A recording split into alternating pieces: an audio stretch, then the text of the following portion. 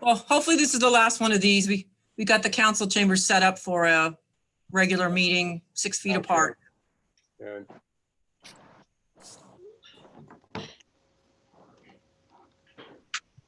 You see, Mike? Hey Vance, how are you, bud? Oh yeah, I didn't tell Vance. The tie, Vance, is for you and Lindsay. So thanks, brother. Appreciate it. Yeah. So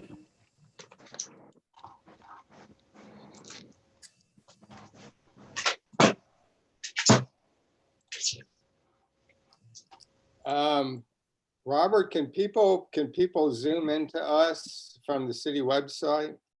They can view YouTube. yeah, is the link out there? Yeah, we're doing it right now. Okay.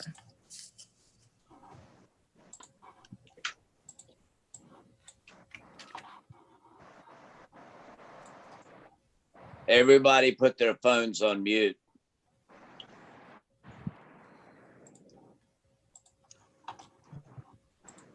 As I'm reminding myself. Good reminder.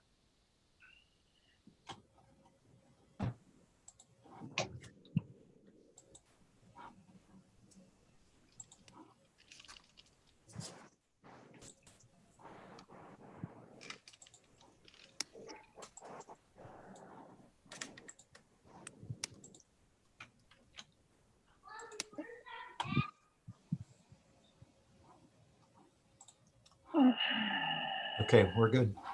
Okay, we're live. Yes. All right. Welcome, everybody. We're going to go ahead and get started. Good evening to the City of Maitland City Council meeting for April 27th, 2020. This meeting is now called to order. Please note this meeting is being held through video and audio conferencing technology. We will talk more about that in a minute. Ms. City Clerk, will you please take a roll call of attendance to be sure all are present to ensure council members can hear and be heard? Thank you. Councilman Thomas, Aye. Councilman Wild, Here. Mayor McDonald. Here. Okay, in addition to the city council, we also have city manager Sharon Anselmo, city attorney Cliff Shepard, and assistant city manager Mark Regentine are also present.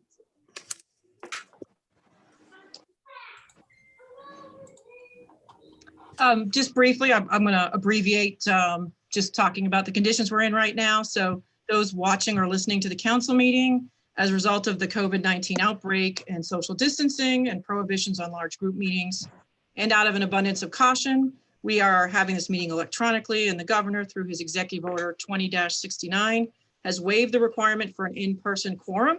A council member must not need to be physically present as long as sunshine law requirements can be met. And tonight we have all council members and our 2 council members elect that will soon be council members present via audio, smartphone, or computer. And residents and stakeholders can watch the meeting live on YouTube. Council members can raise their hands to indicate they wish to speak. The agenda was posted at 5 o'clock on Wednesday, April 22nd. A link from the city's website provided access to the entire agenda and legislative files. Public comment was taken by email and voicemail from Wednesday, the 22nd, and actually through, I think tonight about 6:15, we received some emails, which we sent out to all of you. I don't know if you had a chance to read them. The city clerk will state how many public comments were received for each item and by whom, and they will be made a part of the record of the meeting. And they will, although they will not be read into the record in the interest of time. And again, just to let you know, the meeting is being recorded and it is streaming on YouTube. Thank you, Mayor. Thank you, Ms. Sharon. For everybody present, if you would, please share a moment of silence with me. We have much to be thankful for.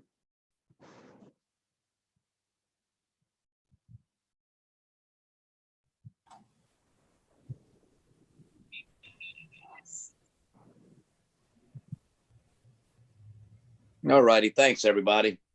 Robert, you on with the Pledge of Allegiance? Yes, sir.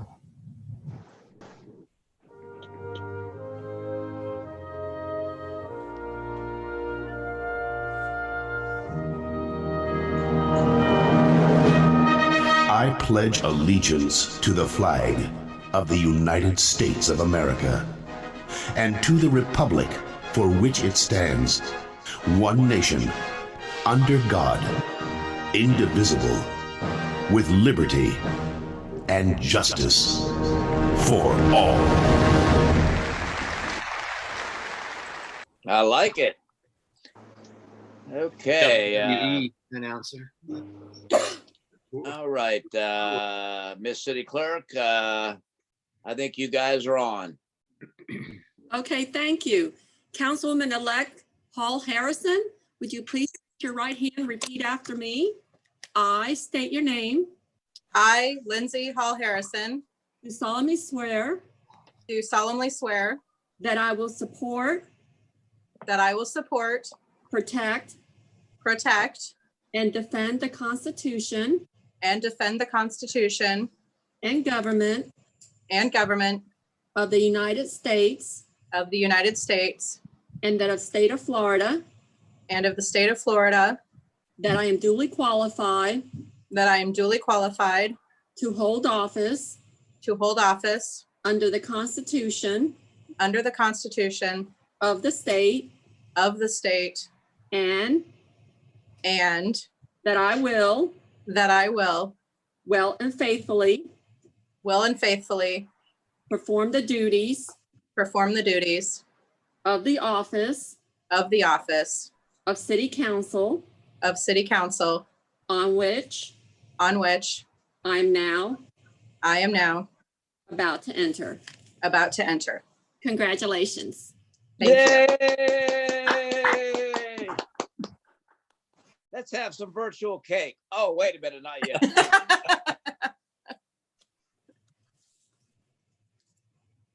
Thank you, Maria. Thank you. Lindsay, anything you want to share with us? Well, I just want to say thank you very much to the City Council, to our recently departed council members, Reppinen and Lowndes, for all of their work that they have done on the council over the years, to the members of the city who have supported me and called me and thanked me for putting myself forward. We are in really extraordinary times right now. And so I think that marking this historic moment by the fact that I am sitting in my backyard and doing this as opposed to in council chambers is quite a unique thing. And I just want to thank everyone for their support, and I look forward to serving the city of Maitland and its residents. Very good. I like it. Okay, Miss Maria, you're still on. Okay, Councilman-elect Vance Guthrie, Yes. would you please raise your right hand and repeat after me? I state your name. I, Vance Guthrie, Do solemnly swear solemnly swear that I will support, that I will support, protect, and defend protect, and defend the Constitution and government the Constitution and government of the United States of the United States and of the state of Florida, and of the state of Florida, that I'm duly qualified that I am duly qualified to hold office to hold office under the Constitution under the Constitution of the state, of the state, and and that I will that I will well and faithfully well and faithfully perform the duties perform the duties of office of office of the City Council of the City Council on which on which I'm now about to enter. I'm now about to enter. So help me God. So help me God. Congratulations. Thank you. All right. Okay, guys, it took me about 3 times to get that right. Y'all did great. Okay. Appears as though there are no public hearings tonight. Oh, Vance, Yes. this would be your opportunity to eloquently share with us your thoughts. Well, I'm just going to mimic, what Lindsay said, and I just want to thank Bev Reppinen, John Lowndes for their many years of service to the. That's okay. I love it, love it. Pretty much what Lindsay was saying. Like just to thank John and Bev for their many years of service. I want to thank you know, even everybody on the council, all the boards, the Planning and Zoning Commission, everybody who's been there to help me, to help the city, and you know, and to all the people who went out there and supported me. Thank you very much. All right. Thanks, Brother Vance. Thank Let's see, heading on to public hearings. We're fresh out of public hearings tonight. Miss City Manager, the old business you want to discuss with us? I'm muted.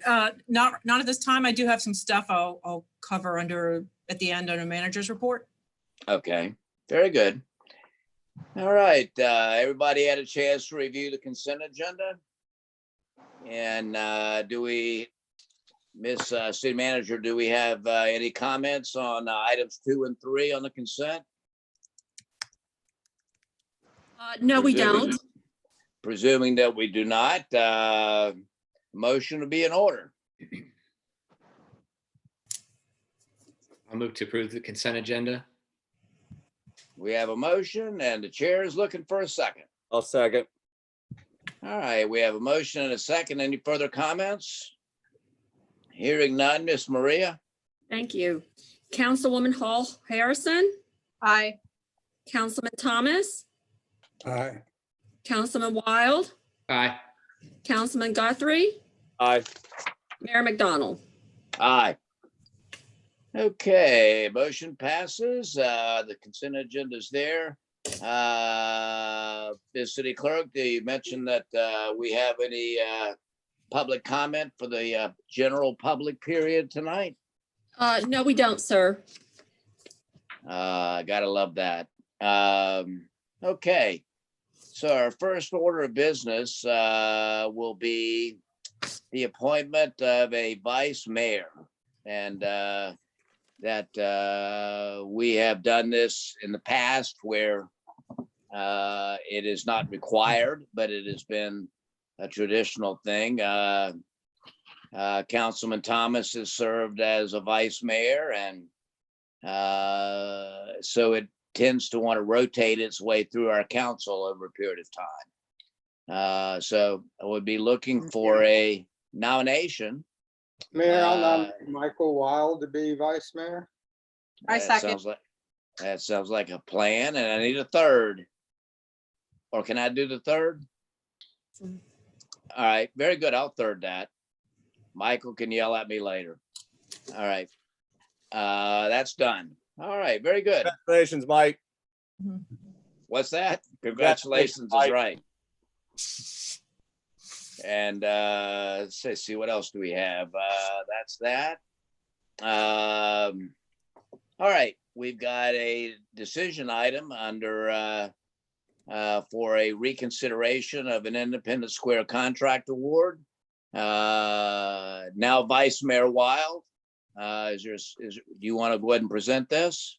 Yeah, so I, at the end of, or at last meeting, I think Dale and Mike will know, I struggled with this one, and I think that there were good points raised in that meeting on sort of both sides of this, and I struggled with kind of how to handle this from a both budget standpoint and from the fact of what this was approved initially. So at the time when we voted on this, I was voting on it with needing more information on what was going to be in the what this was going to cost, what other items are we looking at that would be expenses out of the trust fund, and how would that how would putting the bathrooms in or out affect both ability to fund future projects, or are there any projects that would be potentially jeopardized? And then also looking at whether or not, if we decided to do the bathrooms later at some point, would that be essentially wasting money? You would be cost prohibitive, or it would be duplication of efforts to put the bathrooms in later. So I wasn't part of council when this initial vote on the bathrooms happened, so I don't have a lot of context or history on the decision to put the bathrooms in initially or not. My initial reaction on this when I saw, or when this came up 2 weeks ago, was that the bathrooms and the fountain and everything that was kind of presented in the project had already gone through the process. It had gone through PRAB, it had gone through the public hearing process. I didn't know what the vote was initially, but I knew that was what was approved by council at some point. And so my initial reaction was to defer to that lengthy process and keep things as it was originally presented. There were arguments made at the last council meeting that I thought were very valid, and I just didn't have the information at the time to really feel confident that if we put the bathrooms in, that we would not be potentially jeopardizing other things in the project's pipeline for our parks. And I think we all know that the parks are crucially important to this. I think the parks are, first of all, I think the parks during this period here have been tremendously helpful. Yeah. Providing people the ability to get out, walk around, get in some open air has been, I think, fantastic, and that really has shown what an asset our parks are in this community. And so I didn't, when this came up last time, I thought, I don't want to have there be projects that would potentially be jeopardized. So I voted to not include the parks, or not include the bathrooms in the park in Independence Square, for needing to find out some information. And I've since talked to Sharon, actually right after the vote, or I don't know, the next day or 2 days later, and she gathered some information, and we spoke today at length. But I do think that I thought it would be good to reconsider it, having had that information, and I think maybe she can give some updates on some things that she shared with me.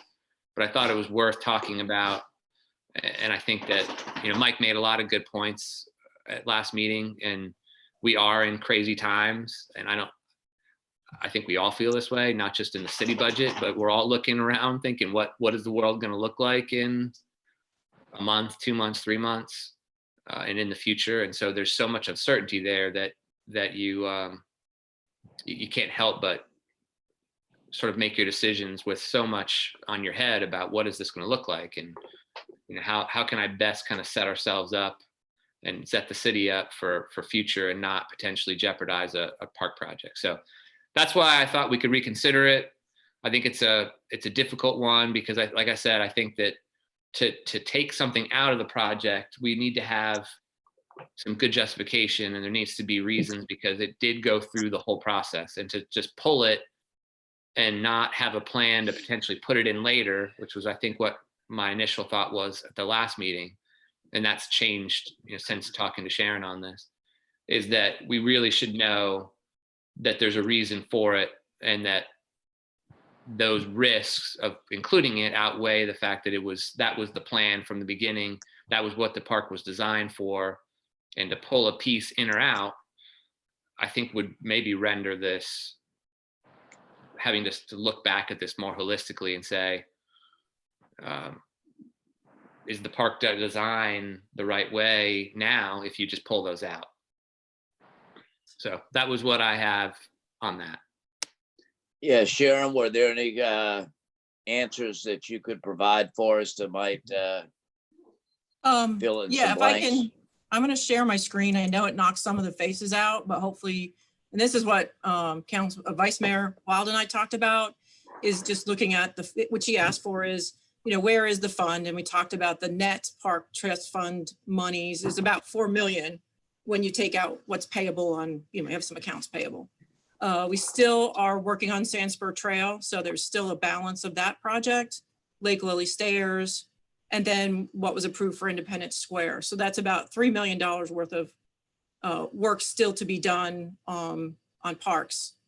That leaves, if you take it out of the 4 million, that leaves $1 million to then be divided, if you would, if these are all the projects. And again, this doesn't include trails. If I throw all the projects that the park master plan wanted to do, that you'd never have enough. That's just reality. But so trails aren't in here, and we did have some West Side trails planned with Park Trust Fund fees. So this is just the ones that have been bantered about, which is Fort Maitland Park.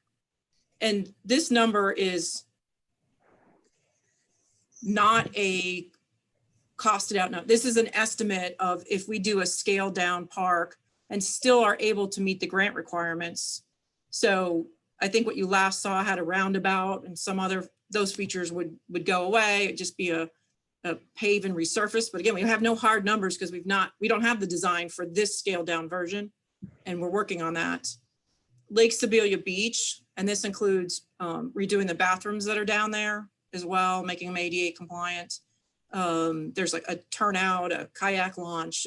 And I put asterisks next to these because these are completely conceptual. We don't have any plans whatsoever. In fact, Vance, Councilman Guthrie and I talked about, the one way in of the parking lot that we hadn't even thought about, if you have a pull out and you have to do a U-turn. So again, it's in a very conceptual stage. And then Hill Rec, these are some numbers that Jay put together that are very basic. I think it's a pavilion, a playground, and re-shell rocking the parking lot, a water fountain, a few other amenities just for that park. And that's 1.7 million, but it could be 1.9. It could be, again, these have not gone through the process of final approval or pricing out these designs. So if we talk these two, Lake Sibylla Beach and Hill Rec, are below conceptual plans. They're just at a staff level. Fort Maitland was at a higher level, but now we're going backwards. So again, I don't know that 1.3 is the number. We're just taking the elements that we think are most critical and adding up what that comes to. And so that would, those three would be $660,000 short of all the Parks Trust Fund fees. I think the other thing Vice Mayor Wilden and I talked about is you can use general fund money to fund this deficit. That's what we've, done in the past. If 2 or 3 years from now, 2 years from now, these projects are moving forward. That's what we did in 08. That's what we've done before when there hasn't been a lot of development. So I'm going to stop sharing that unless you really need to see the numbers, but I can email. And Kings Row Park is emblematic of a mixture of parks, trust funds, and general funds that a council had prioritized. Right. Jim Hauser was federal money, HUD money. Minnehaha, if you remember, was state money. Yep. So, I mean, there are grants out there when those things happen, but that was one of the things. And then I think another thing, I spoke to Councilwoman Hall Harrison about she's familiar with the park, but what's come out already, because we have been value engineering it through the whole process, and Jay put this together. And so we've eliminated the specialty benches, about half of the concrete sidewalk when we reduce those. The public art infrastructure is no longer in there.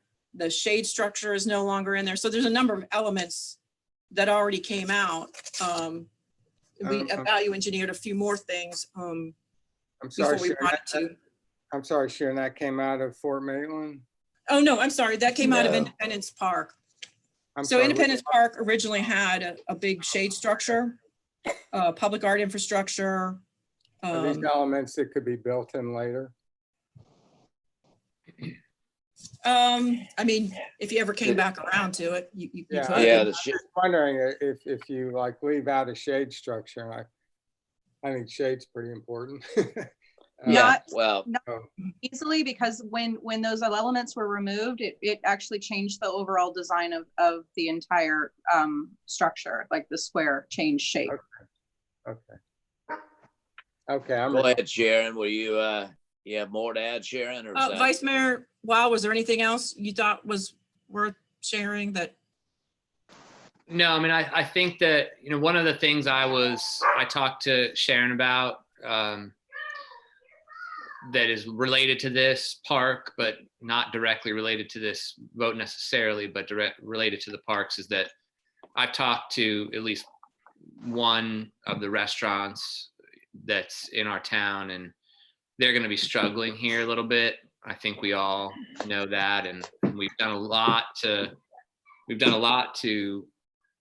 build up the downtown and get these restaurants in there, and it's horrible to see, Sanford open for however long they were open and then have this thing happen and they're closed. So one of the things that I had been thinking about last week was the ability to put some additional park benches in our parks and use that as real dining options for people who might go to Sanford Brewing or the sushi place or Medici or Luke's or Athena, Houndstooth. Teak and Houndstooth. And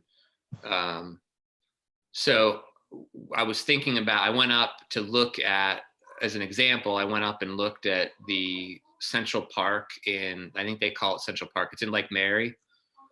And Right. it's a very similar park in many ways to Lake Lily. They've got a retention pond, water feature. They've got some trails walking around it. They've got some park benches. They've got a gazebo. And they had all these picnic tables set up all over the place. And people were picking up food, and they have restaurants around that park. And so I thought about the ability for the city to put tables out, potentially even, I haven't thought this through from the logistics standpoint, but putting even numbers on those tables so that if you were to go sit there, you could order from a restaurant. And I mean, we have so many restaurants proximate to these parks that maybe they could run the food down. Or if you went down and these restaurants were at 50% capacity, then you went down and one of the restaurants was full, instead of sending you home, you had an option to go across the street to a park and have your food taken to a table out there. So it made me think of the potential uses of this park and the bathroom. I mean, I agree with the sentiment that to put a bathroom there for large events sounds, in this day and age, that we're missing the bigger picture. But if you look at the bathroom as a potential that it's where people would wash hands who are out in public. If it's a space that people are using more for picnics because they want to get outside.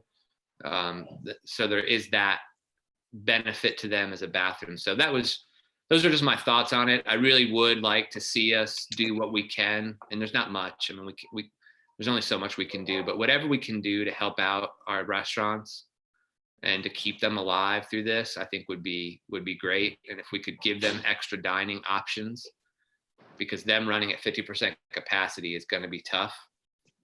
So the more, if we can do that, if we can provide them space in our parks that are literally right next to all these restaurants, I think that would be a great asset. And we could put like I said, we've already done it, but put links to their restaurants on their menus on our Facebook page or on our web page, and then the map to the tables that are available in all of our parks on our web page. So, Mike, are you looking at basically a short-term solution for the social distancing?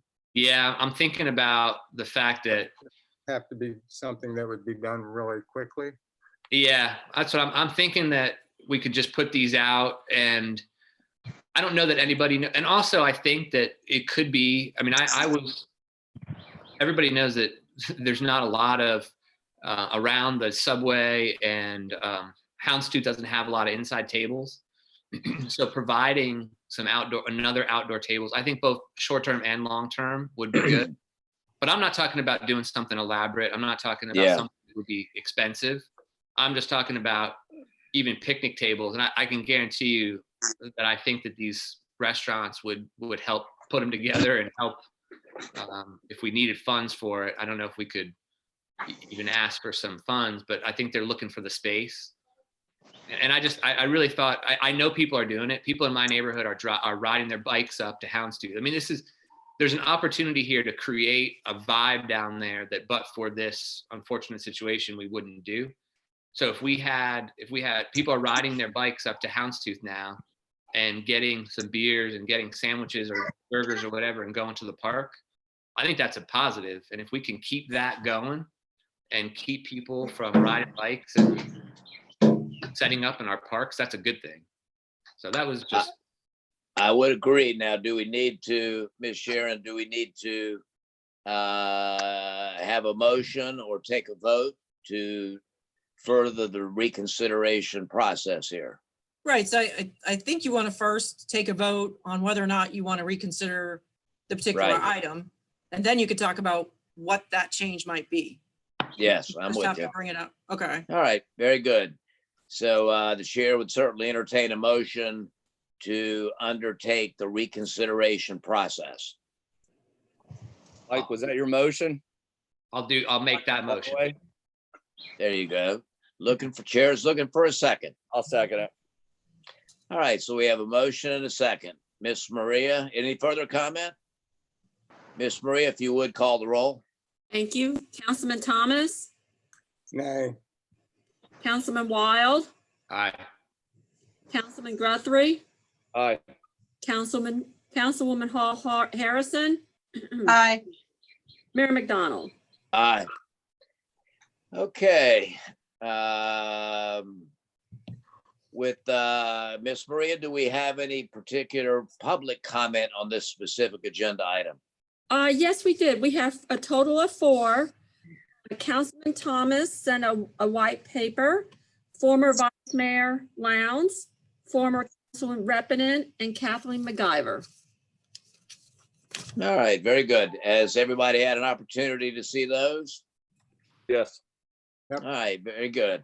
All right, any particular thoughts? I can spare you, a headache if everybody's not already crystal clear on what my own personal opinions might be.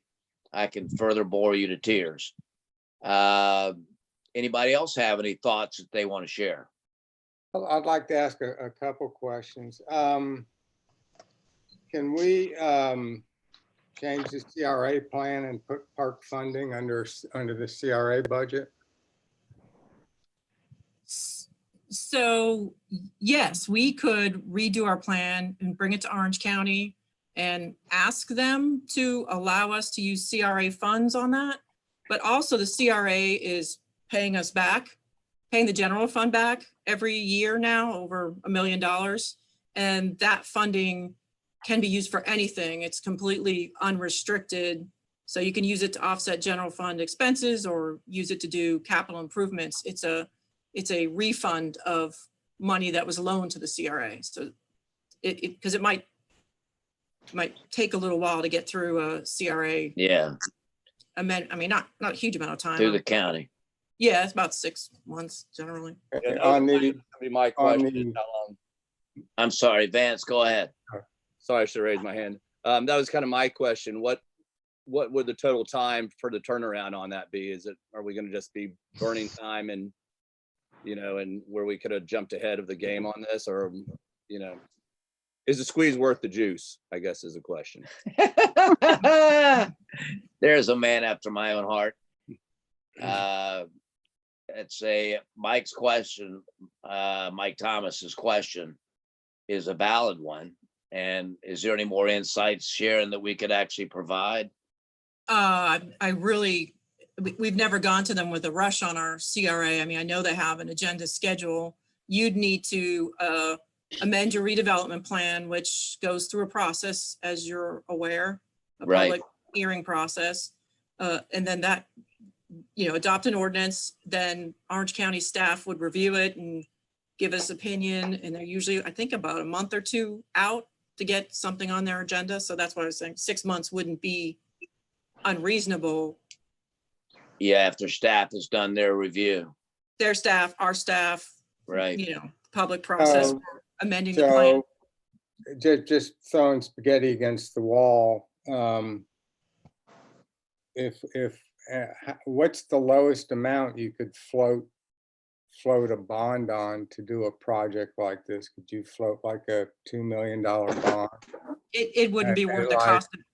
Pardon?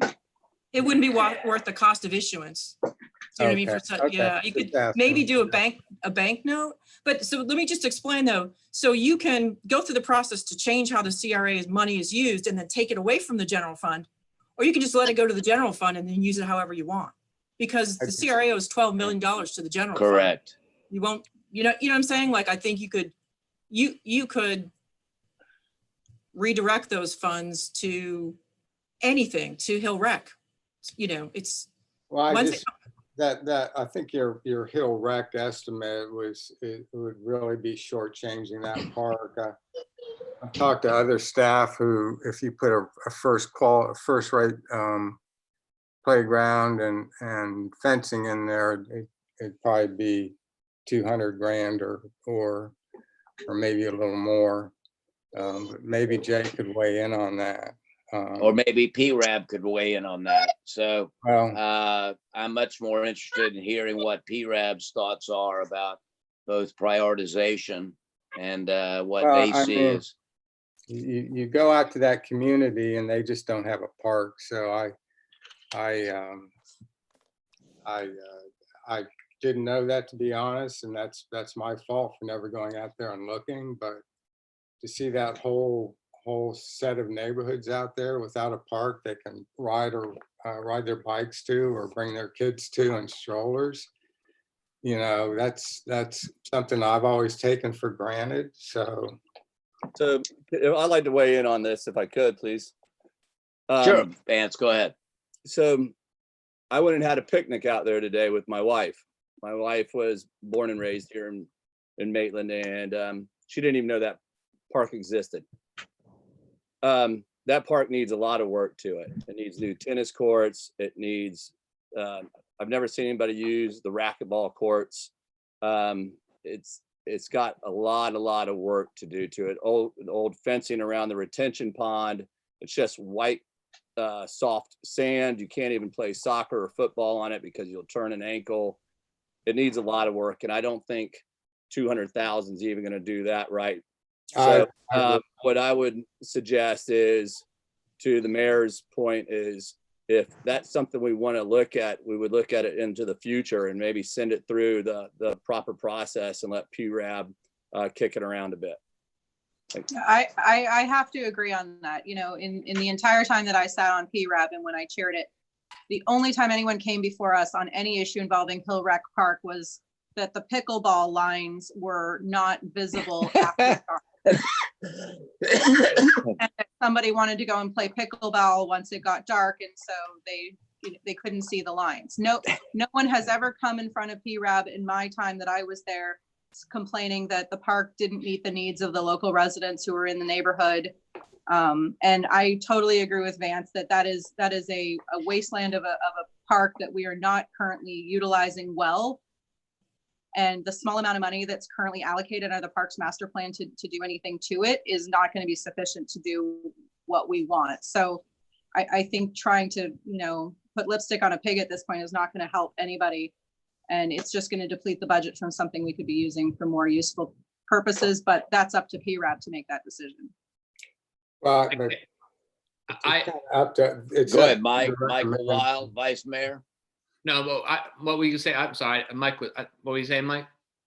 I'm sorry. Well, I think it's up to us to make the decision and PRAB to make the recommendation, but That's obvious. Michael. Yeah. So when I saw the number, and I, like I said, I wasn't involved in the vote initially, and so I don't know the context. It's a big number. There's no doubt this park was the Independence Square Park is a big number, and I think that I get the sensitivity completely, by the way, to spending that big number. But the issue, it's so hard because it's almost like we went through a whole process and vetted it, went through a way. And if we don't, I think if we now are sitting here thinking we've got to change the plan and take a piece out, I mean, it's literally, I think it's starting over. I mean, I don't know how you pull two things out. And Mike, I don't know, because I get the concern. I'm not sure. There's part of me that thinks that I go to different parks and all my kids really want to do is run on the grass and take off their shoes and play tag. yeah. Well, anyway, I can read the writing on the wall, so y'all might as well just call the question and we'll move on to the next item. So. Well, are there any other questions, Miss Lindsay? I don't want it to be a foregone conclusion, Mike, but I think that, you know, we need to talk about the things that when PRAB was given the 30% plan design for Independence Square, and we were shown all of the wonderful things that were going to be in there. A bathroom was just a part of the park. It wasn't even a, here's a feature and benefit. It was just a foregone conclusion that there would be bathrooms.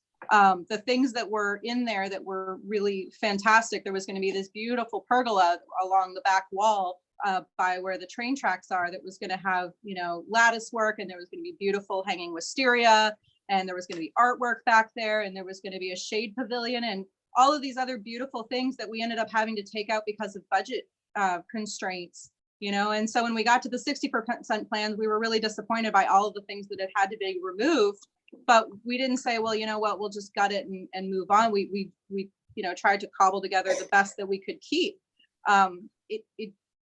We had to already give up so much to make that area usable. And I think one of the big concerns is that putting it back on the local businesses in the area and putting it on the city hall to try and overcome the burden of, if I take my kid over there to the park and suddenly, she's 3, she has to go to the bathroom all the time and she doesn't tell you. So we get all the way over there and then she says, Mommy, I have to go to the bathroom. Well, I haven't bought anything from Houndstooth or the sushi restaurant and what am I going to do? Do I go and support one of the local businesses? Do I have to buy a can of Coke so my kid can go to the bathroom, because we don't have a bathroom in the park? I think that it's one of the basic amenities that if we're going to do this right, we have to do it. And it's Maitland's living room that we're building here. And we're doing it to support the city's growth. So, just for all the things that we've taken away from this park already, I think it would just be, we're basically left with an empty parking lot at that point if we really remove the one thing that's left. All righty. It's funny because, Mike, I don't know how I feel about the bathroom personally. And it's almost, it's in this weird spot because I'm trying to not vote for the bathroom. We're voting on a budget. And I know it's just hard for me. I mean, because I'm not sure where I come out on the bathroom, but where this falls apart on me is that if you don't vote for, if we don't go through with the bathroom, then what are we voting on? And agreed. I think we can all agree that this is intended, excuse me, Vance, just for a moment, that Vance will be next. This is a showcase park for us. As Lindsay so quaintly put it, it is sort of Maitland's little living room on a street that we tried to do the best we can to promote its success, to leave it where Leona's got to find some way to go to the bathroom, or Christopher's got to find some way to go wash his hands, seems to sort of defeat the purpose of the pride of ownership that we would hope to have in this park. Go ahead, Vance.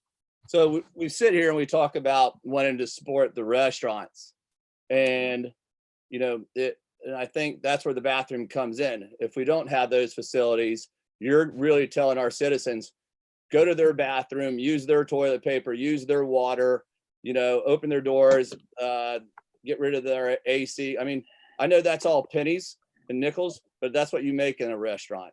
You don't make a big margin. So all those things are taken away from your profit. 2 is an inconvenience. And I'm sure your clients don't want to see a line of people standing in front of the bathroom in their way, blocking while they're having their meal. So for that reason, I would say that, we need to get away from the thought of not doing a bathroom, because the only other option is to open up City Hall. And I know we have a lot of valuables inside of the city in the council chambers. And so that opens it up to, if somebody's not watching it full time, does that lend the ability to somebody to break in and steal from the city? So there's things that we need to look at before we just say no to the bathroom. And, we can also really make that a major amenity to that park. can I ask a question on this, Sharon? So Go ahead, Mike. the part of the disconnect for me on this, and Sharon and I talked about this a little bit, is just the length of time it takes to kind of get these things going. But then also from a budget standpoint, So when we talk about, let's say we move forward and we start talking about doing the Fort Maitland and that project, and we start talking about what we want there and kind of what we would like to see, and then you set a plan and you start doing drawings, and then you get to the end and we vote for a plan. We vote for, this is what we want to see there, but we're basing it on speculative numbers.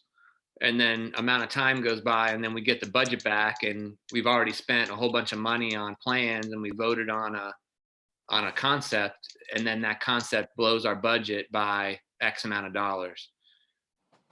I mean, I just, on the go forward, I think we should think about that, because we're not, the budget issues on these parks are going to be real going forward. And if we want to, there might be balancing acts where you say, all right, we'd love to have this at this park, but we've done preliminary bids on it, and we've gotten some real numbers on it, not just, and it's gonna blow the budget.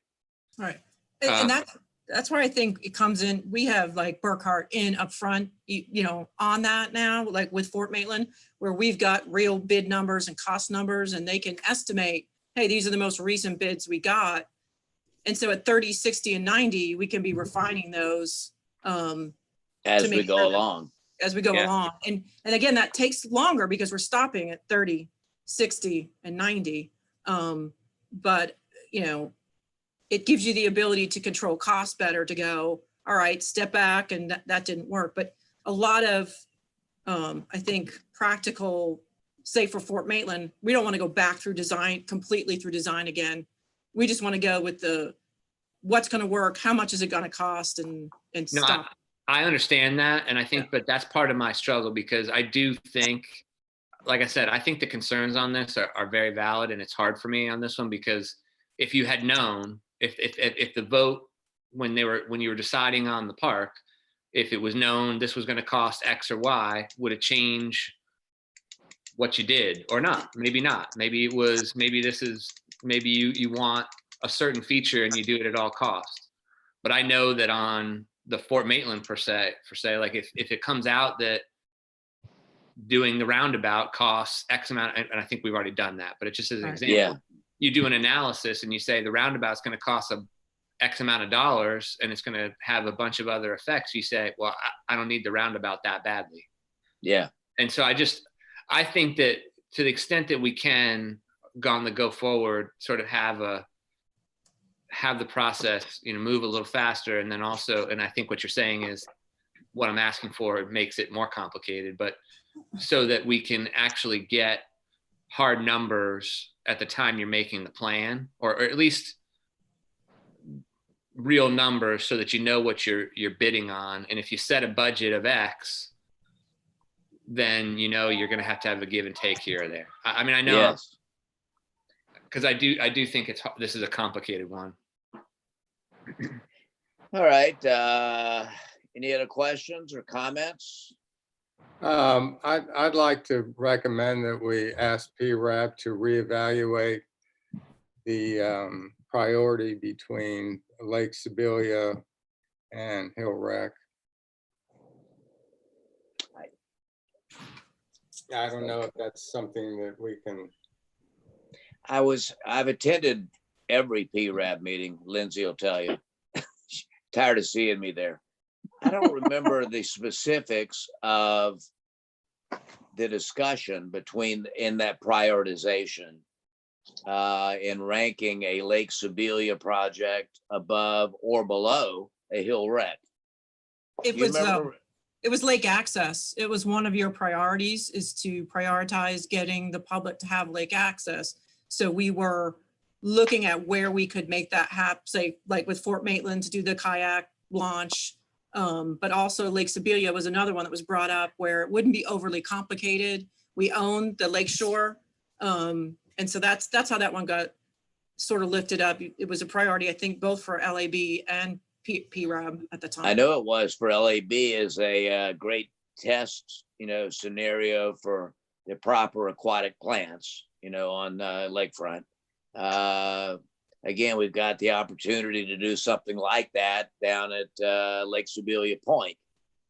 So again, I wonder if this is a duplicative lake access that theoretically cost $500,000. If I'm making any sense?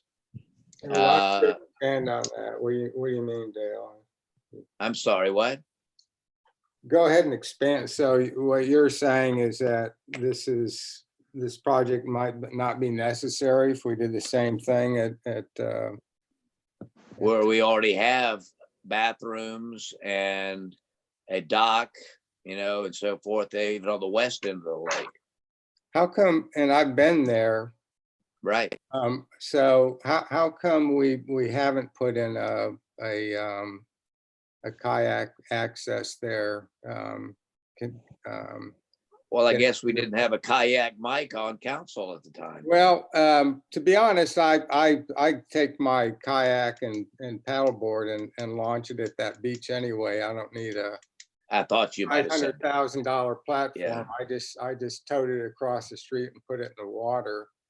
But at the Point Park, I've kind of always, it's right there. You could put in a launch place right next to that dock. Yeah, All you'd have to do is build a little spot to walk down there. and we wouldn't even have to cross the street. So yeah. So I always wondered why we didn't do that. And I didn't know if it was because residents didn't want us to do it or what the issue was there. I've never heard anything negative from residents regarding something like that. So I think that's well under consideration. Vance? So, I also kayak a lot, and I just went down Shingle Creek last week, just the other day. And the launch there was just a little beachfront. You got in your kayak and you went. There is not much difference between where I set off there and Lake Sibilia access. To say that, we need a road and a floating dock and then, a platform to put your kayak in. I mean, if your kayak's that heavy that it's going to take two people to get on your car, you're going to need two people to carry it. So you're not going to get it off your car without two people. If you can do one, then, like me, I have a small kayak. I can lift it myself and I can just take it down there and put it in the water. Same with my stand-up paddleboard. I think it's a great access. I think right now, maybe down the line in the future, that would be, something to look at. But really with these times that we're going into right now, I don't think we need just to burn money to burn money. I just, when originally we started talking about that, I just thought of putting in a little wood platform to drag your craft across the road and throw it in the water and hop on your wood platform and go. And then it kind of turned into a $500,000. So that kind of explains the federal deficit. But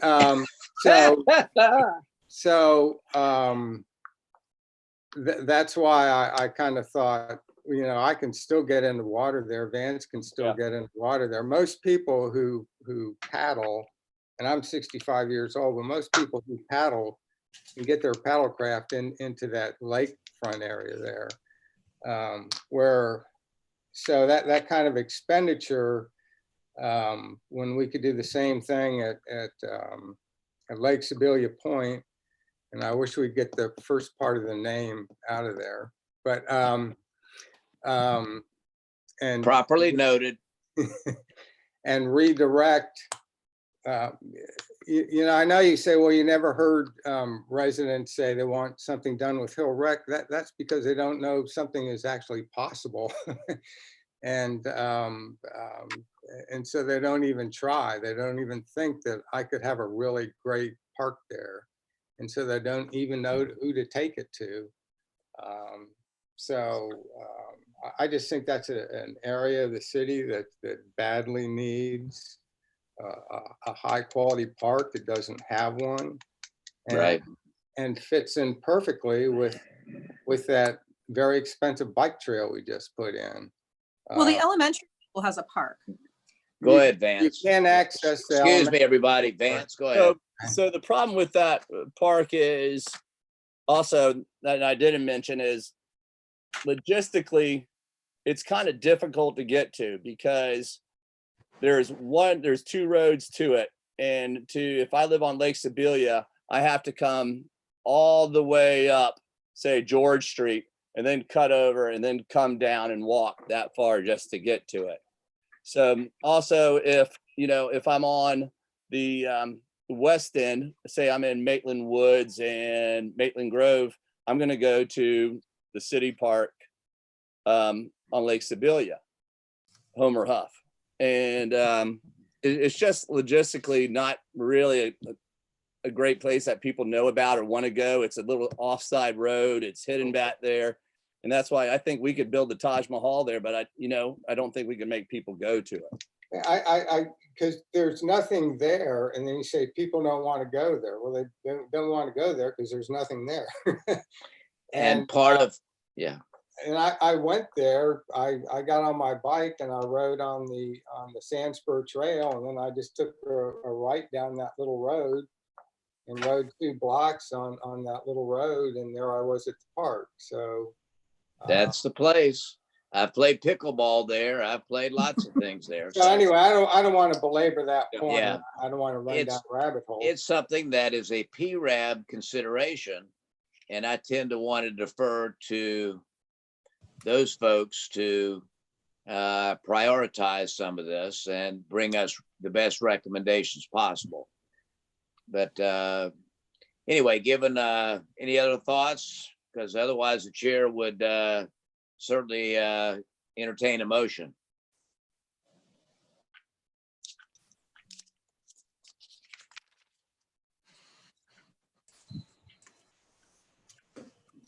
All right, Kat got her tongues on a motion. I'm just sitting here trying to think of how to put one together. All right. And the motion we're looking for is for the, we've already voted on the reconsideration. Right. Now we're actually voting on what to do with our showcase park. Okay. Then I would make a motion that we go forward with our park as in the plans now, with the water feature in the bathrooms. Chair will be looking for a second. I'll second. We have a motion and a second. Any further comment? Miss Maria, you want to call the roll? Thank you. Councilman Wild, Aye. Councilman Guthrie, Aye. Councilwoman Hall Harrison, Aye. Councilman Thomas, Nay. Mayor McDonald. Aye. Poor Mike, on this particular agenda item, you get called on first every time. Wow. I didn't want it first before. I didn't want it first again. Yeah. So we're all going to agree that Mike is not buying the lotto tickets for the group later. Nah. But just to reiterate, are some of the issues we've discussed about Lake Sibilia, about the Lake Sibilia Point Park and creating new access and all that, is this going to be, handed over to PRAB to look at these things and perhaps reevaluate them? Right. So I've written down some of the ideas that came up tonight. I believe, and Mark, you can nod, they've already approved the CIP, right? Well, they've looked at it. So they won't meet in May, but they can meet in June and they can reshuffle those items and reprioritize items. 2 issues though. One, just sticking out a wood dock, just to tell you how these projects escalate. If you were to put a dock out on Lake Sibilia Point, Homer Huff Park at Lake Sibilia Point, you'd have to have ADA access to it. End of story. Yeah. So somehow you'd have to have access down to, you can't just say drag your paddleboard over there. If we improve it, it has to comply with ADA, which means anyone with access issues, we'd probably have to put a path down. And I learned this through Kings Row and everything else is put in a pavilion. Now you've got to get access to it from your handicap spot. So that's not a bad thing. I'm just saying that's how you know, in your backyard, you could just put a wood deck. Mike, Or- that's how the federal budget deficit happens. It is. I mean, Yeah, I just, you know, I think doing a lot of these things at the point will be cheaper than doing Yeah. them Oh, I at, agree. at the lakefront. And I we have the don't know that Jenny- bathrooms, we have the parking, we have where you can park closer to the, you don't have to build a drive-through. I mean, it No just streets makes, across. Right. yeah, it No, just no, makes so much more sense to do that if we want to get kayaks and paddle boards in the water, to do it from Lake Sibilia Point, then. Note to self, everybody. So anyway, I'll be quiet. No, But oh, sorry. Go ahead, Michael. No, I agree with Mike. I think there's a little bit of, you know, value engineering on a lot of this stuff that we could do. And I agree with Mike's comment about kind of looking at priorities. I do think, Mike, I don't know what the feedback has been from the community, and Lindsay, you might have more experience with that, from if we were to kind of feel out the community over by Hill Rec, what would they like to see? Yeah. I think there's something to that. And because I do think the comment is straight on, Mike, that you said about you want to do it right. And if I've done this with putting together playgrounds at Domrick. We're going to hopefully get one built here soon that kids are going to be able to go on, but it's expensive. It's crazy. Yeah. I mean, equipment for kids to play on is crazy expensive. And so the Lake Sibilia Elementary playground's closed down now. You can't get access to it. Yeah. yeah. Vance, go ahead. Yeah, Or I have go a question for Sharon. And I don't know how to ask this question without saying the guy's house, Mark Walsh, but he backs up. So you know what I'm talking about. Everybody knows where he lives. He backs up to that park and I walk back there. Is there any easement between those two houses that we could put a walkway from Lake Sibilia into that park? Not that I'm aware of, but we can research that. I mean, not that I'm aware of, no public access No. that I'm aware of. No. Right. I just didn't know because when you walk back there, it kind of tunnels and it looks like it's city land because both properties are fenced off, and then it just funnels into a small little area. So I Yeah. didn't- Let me play a little Uncle Dale here. While we're talking about that, Mike Thomas is right in that he hasn't seen that piece of dirt ever, and now understands it's a great piece of land. Now, let's not ignore the fact that we've heard nothing about it beyond the fact that maybe the neighbors don't want anything there. There's a very obvious, there's a lady who fancies herself as the mayor of Sibilia Avenue that I would expect, if we wanted to plant a tree back there, might have some objections. So let's not ignore the fact that it has been vacant since Hill school days. And I spoke to a fellow today whose brother went to school there. I didn't realize that was possible, but there's a real possibility that the neighbors don't want anything more there than what's already there. And as a Well, rebuttal, Dale, I'll mention if we had listened to Bill Kahn and a couple of his friends, we'd never have that hugely popular sidewalk on Tuscarora Trail. So, I mean, there are people who aren't going to like things, but it's better for it's for the community good. So, I mean, I don't know how long Bill Kahn blocked that sidewalk and we had, people walking in the street, and then we finally kind of said, we're going to build this. We build it. And it's probably among the top 2 most popular sidewalks in Maitland. So Agreed. I think it's a So good point that we look at this and sort of look at what the needs would be at that park, maybe open up some public comment and try to get some feel of what would be there. I think Mike raises a good point. So, but it's an indication though that, like we're doing with the other park, is that if you're going to do it, you might as well do it right. And you might as well do it right the first time instead of having to do something later. So I think we do it right. We get the public input and, see what they want. And what may be in the city's long-term best interest right there. It's a great location, great piece of land. The ingress and egress isn't great, but it's a great spot. So it's something that I feel comfortable with PRAB having an opportunity to start brainstorming it and bringing forth a recommendation that may make sense. And we'll need to, now with a former Planning and Zoning Commissioner and a former PRAB chairman sitting with us, at some point in the foreseeable future, we might need to look at replacing those folks on those boards and commissions. So is there, Ms. Sharon, is there anything else you want to address? Am I under my report now? You can. Okay, let me move on to that. So just to update you, we've returned to our normal work schedules here, sort of like our phase 1, where everyone's in social distancing, wearing masks if they can't distance.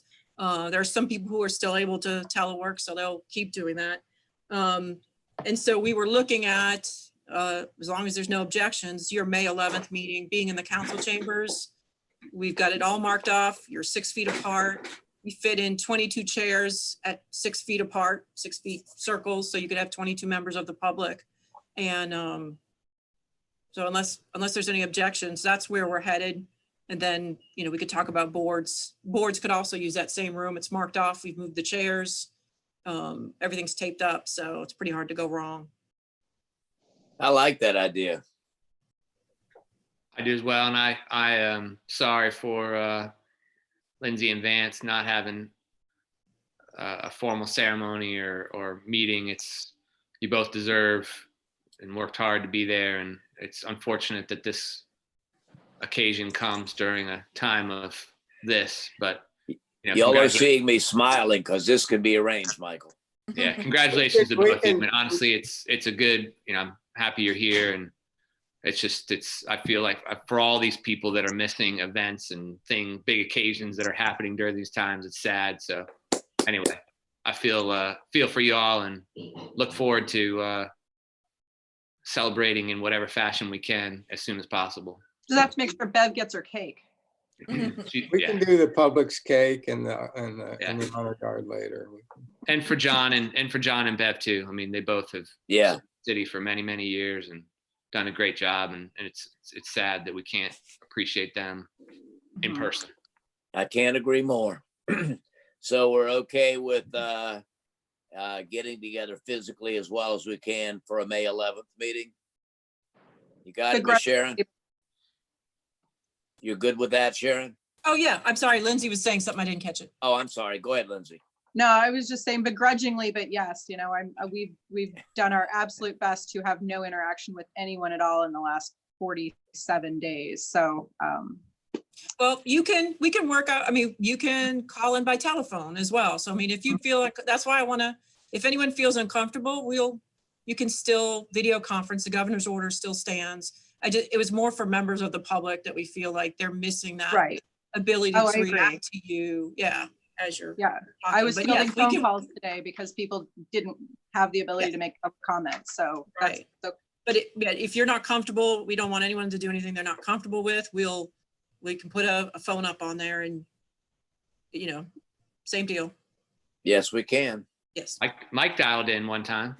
Yeah. Where were you then?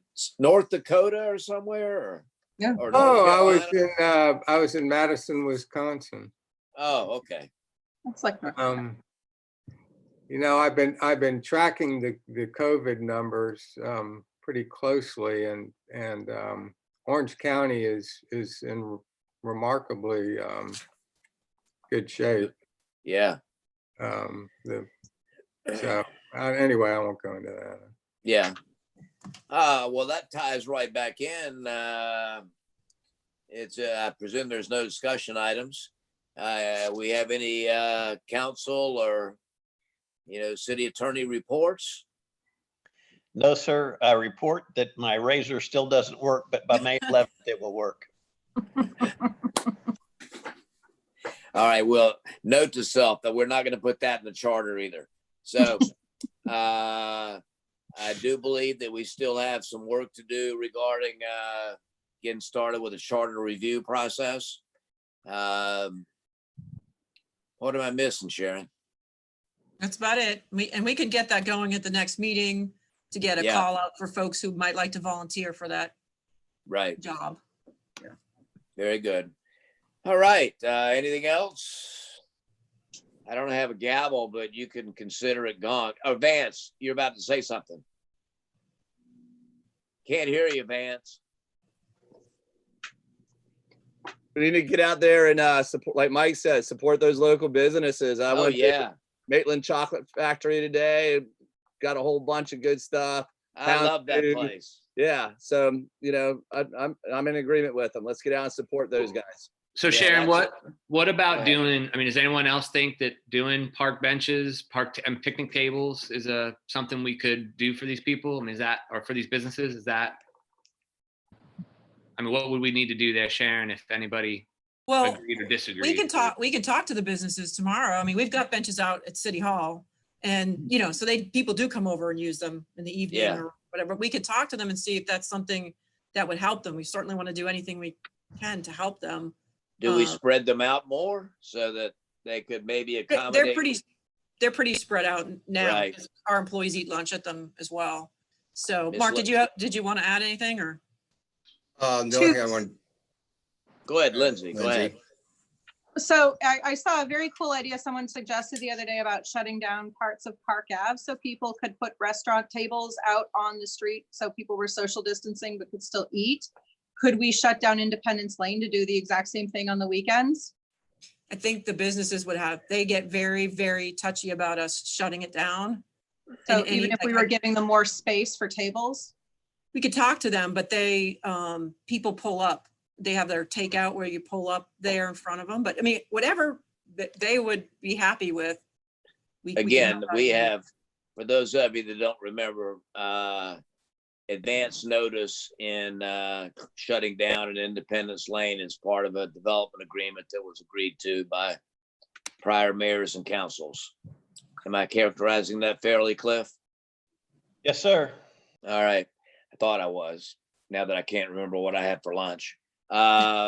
Anything else we want to share? Mark, you have any thoughts? Oh, smart man, wouldn't dare. All right. All right, well, in that case, we'll go ahead and call this meeting, we'll adjourn the meeting and consider us gonged. Okay, thank you, everybody. Thank I you. got, Yeah. Bye, guys. And Stay safe. Vance is 100% right. Patronize your local restaurants. Thanks, everybody. Night.